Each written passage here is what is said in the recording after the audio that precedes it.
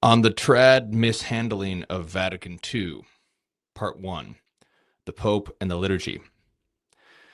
After years of study and prayer and penance, I came into communion with Rome in 2013 after 5 years in the Orthodox churches, Coptic and Antiochian mostly. See my article, I Left Eastern Orthodoxy for the Church Led by Pope Francis, and I don't regret it. One thing that I've been convinced of is this. The renewal of Christendom throughout history is always a result of true penance and a true ad fontes, specifically the Hebraic, Greco-Roman elements of Christian culture, ratified forever on the sign of the Holy Cross of the King of the Jews. See my article, Joseph Ratzinger and the Fourth Greco-Roman Renewal. Because of this, I've always been concerned with the Latin Rite traditionalist approach to Vatican II. Every trad critique of Vatican II that I've ever read correctly diagnoses the neo-modernist ills of the council and then fails to appreciate the traditional Eastern Catholic aspect of the council. This is particularly true in the biography of Archbishop Lefebvre, which falsely paints all the neo-modernists at the council into one generalized category instead of understanding that Wilkins' European alliance includes at least two fundamentally opposed parties, those who would become the Concilium and those who would become the Communio journals of thought. That's the Concilium journal, not the Concilium group that created the Novus Ordo, as well as the other totally different party, the Eastern Catholic bishops. John O'Malley's text notes how these bishops exerted a massive influence on Vatican II, far greater than their numbers. Now, to their credit, the SSPX Dialogos with the Holy See has helped to clarify very important aspects of Vatican II, namely the, quote, norms of a theological interpretation upon which the authority of the council rests, as Archbishop Pozzo has authoritatively and officially confirmed to the SSPX. You can see Micah Hickson's article on that question from 1 Peter 5. It's called Archbishop Pozzo on SSPX disputed Vatican II documents are non-doctrinal. Now, but to take just one example of the Eastern Catholic aspect of Vatican II, Lumen Gentium 27 helps to temper the false spirit of Vatican I by speaking to the Eastern Catholic concern about hyper-uber-ultramontism, which basically amounts to making every bishop a vicar of the Pope. So here's a quote from Lumen Gentium 27. Quote, the pastoral office or the habitual and daily care of their sheep is entrusted to them completely, the bishops. Nor are the bishops to be regarded as vicars of the Roman pontiffs, for they exercise an authority that is proper to them and are quite correctly called prelates, heads of the people whom they govern. Their power, therefore, is not destroyed by the supreme and universal power, but on the contrary, it is affirmed, strengthened, and vindicated by it, since the Holy Spirit unfailingly preserves the form of government established by Christ the Lord in his church. End quote. The fact that many bishops still act like they're vicars of the Roman pontiff is not a fault of Vatican II.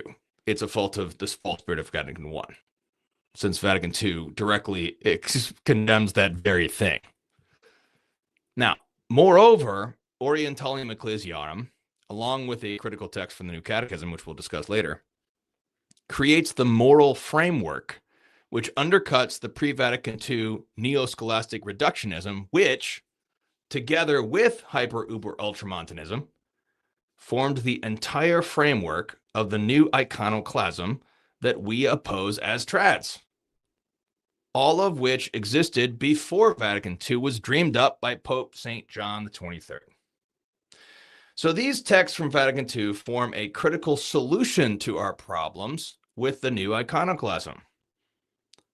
We as trads are shooting our movement in the foot by, quote, rejecting Vatican II and, quote, the post-conciliar religion.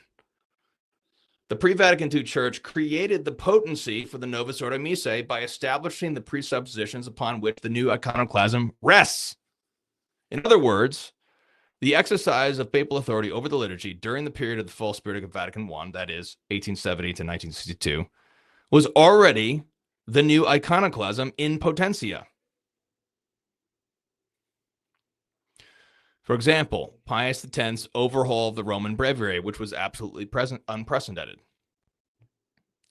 Pius X's frequent communion revolution, which overturned centuries of custom and careful practice of confessors. You can read Holy Communion by Bishop Laisse for a historical review of that. Pius XII's Holy Week overhaul, suppressing many pious customs of the faithful, such as tenebrae, during the holiest week of the year.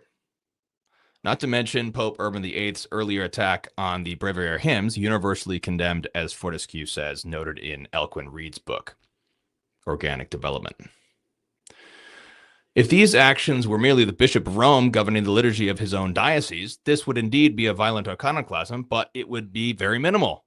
But these actions caused liturgical revolutions over the entire planet Earth. When Paul VI did the same thing, this was just normal life for Catholics since Vatican I. John Joy and Ryan Grant. When Traditionis Custodes was first released, a dubium was created. Did the Pope actually have the authority to suppress the entire Roman Rite and replace it with the Novus Ordo Missae? Recently, Mass of the Ages brought together two learned men, Ryan Grant and Dr. Joy. Mr. Grant is a publisher, Mediatrix Press, and a man of letters, fluent in the Latin source material of Baroque scholasticism and following, which investigated some aspects of this question after the decrees of Trent. Lamentably, most so-called theologians today don't even know enough Latin to read the documents of Vatican II, nor the neo-scholastic norms of theological interpretation that council defends and requires. Yet they pontificate to us about what Vatican II means. See my article, The Post-Vatican II Collapse of Theology. Dr. John Joy is a theologian of the Church who is on our editorial board. He is a magisterial expert whose dissertation came out in its second edition, published by Aroca Press. His further texts on papal authority from Nova et Vetera and Johann Peter V were published by Os Justi Press under the title Disputed Questions on Papal Infallibility. This book is certainly a must-read text for anyone concerned with the dogma of the papacy.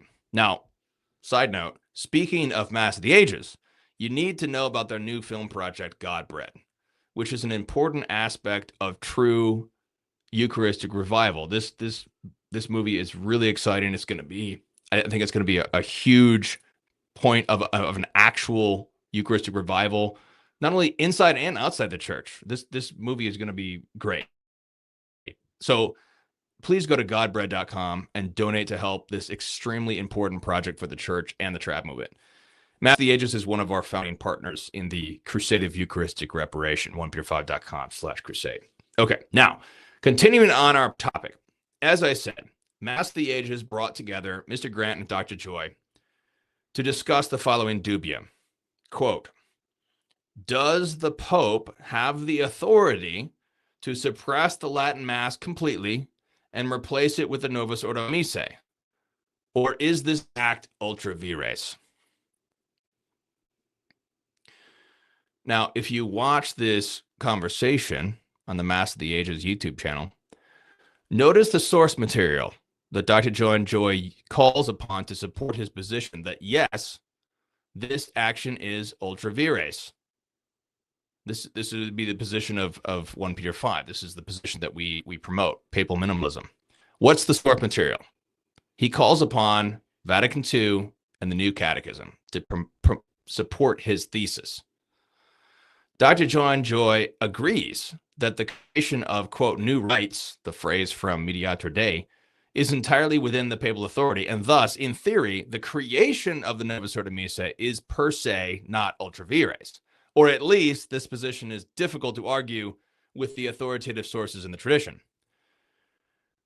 However, the specific action of suppressing the Roman Rite itself, this is the action which can be justified by the authoritative sources, those which are before Vatican II. But the idea that this action is dubious or even ultra vires comes primarily from Vatican II itself and the Catechism of the Catholic Church. Now, side note again, some say that the Pope suppressed the entire Mozarabic rite in Spain, but the reality is more complicated than that, according to some experts that I've looked at and asked about. Now, these central questions of auctoritas regarding the papacy and the tradition are at the very heart of the traditional cause and our movement. But there are critically important aspects of Vatican II which undergird this very heart. The more our movement seeks to, quote, reject or, quote, overthrow Vatican II, the more we are removing the very authoritative sources which justify the essential aspects of what we stand for.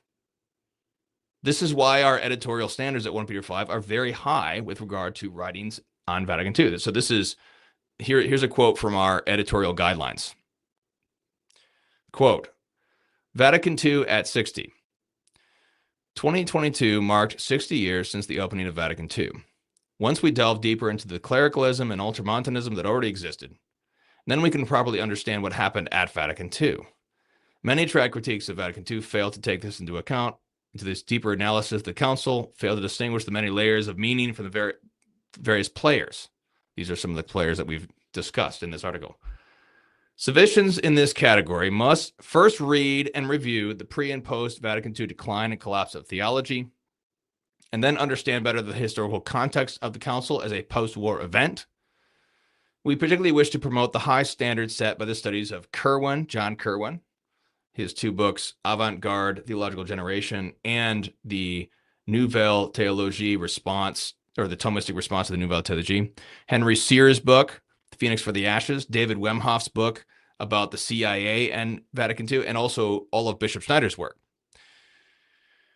Articles tackling Vatican II must be well-versed in the content published in response to trads, especially people like Richard Decloux, Larry Chapp, Aidan Nichols, and Jared Wicks, after a careful study of all 16 documents, of course. End quote. So that was the editorial guidelines for this particular category. Now, I'm sorry to say, but most of the traditionalist literature I have read on Vatican II does not meet this standard. It has not interacted with the critics. It has not considered the Eastern Catholic view.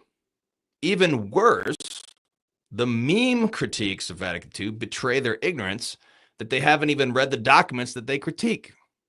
This internet nonsense confirms the stereotype of trads that we are just cranky teenagers who don't know how to do real theology, because that's the sophomoric level of that kind of meme traditionalism. Now, this is not to say that Vatican II is not part of the problem. Obviously, there's all sorts of issues with Vatican II and what happened at Vatican II, what happened after. All those things are true. That's all true. But we can't critique the ambiguities of Vatican II by promoting our own ambiguities. As trads, we have to do better for the sake of our movement and the church. Perhaps some readers can send me recommendations of traditionalist writing that is more theologically careful and historically precise. On the other hand, we will welcome all trad writing that can meet this standard and publish it under our series Vatican II at 60.